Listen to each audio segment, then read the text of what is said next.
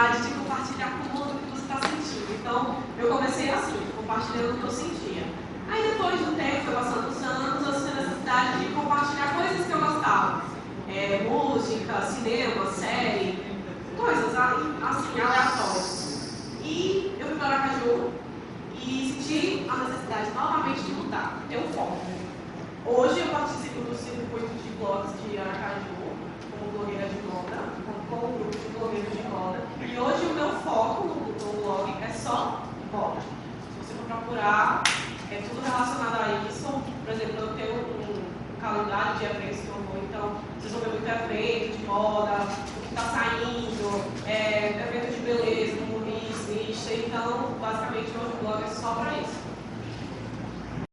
De ver. Assim, é porque, para quem não está no meio da moda, não entende quando a gente fala, acha que é besteira, mas você receber uma coleção de primeira e eles querem saber sua opinião, o que você acha, é muito bacana. Fora que, assim, hoje, meu blog, eu tento mostrar a moda de outra forma. Não aquela moda do, só é bonita se for magra, seca, linda, maravilhosa, cabelo limpo, escovado, grande, olho azul, não. Não, não tem isso. Não, licença. Então, eu sempre tento mostrar que a gente tem que usar a moda, eu não ser escrava dela. A gente tem que se aceitar, a gente tem que gostar do nosso corpo e saber o que fica bem nele. Então, é muito bacana, eu escutei alguns comentários muito legais que me deixaram muito feliz. Eu comecei em 2016, muito bem. Por conta que eu fiz um post justamente falando sobre isso, sobre aceitação, e é bacana você ver esse retorno. Então, basicamente é isso, a gente tem esse reconhecimento, é maravilhoso ver pessoas que já estão há muito tempo, como, por exemplo, tem um colunistas em Aracaju, no jornal, e fizeram uma nota sobre mim, falando do seu trabalho e tal. Então, acho que não tem maior felicidade do que você ter o seu trabalho reconhecido. Então, basicamente é isso. E nunca pensei em fazer canal, porque eu tenho vergonha, até hoje ainda tenho um pouco de vergonha, mas graças a uma coisa mágica que Jesus inventou, com certeza, Snapchat.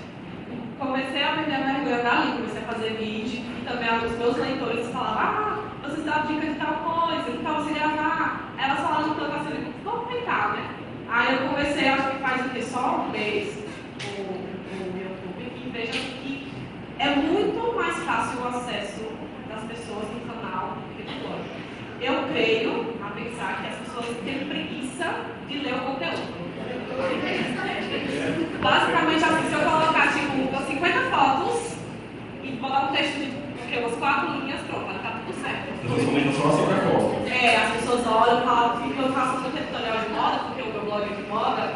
Então, assim, se eu colocar só a moda, só as fotos, e botar um texto bem pequenininho, tá tudo certo. Ninguém reclama, é provável que a pessoa até lê aquelas 4 linhas que eu coloquei.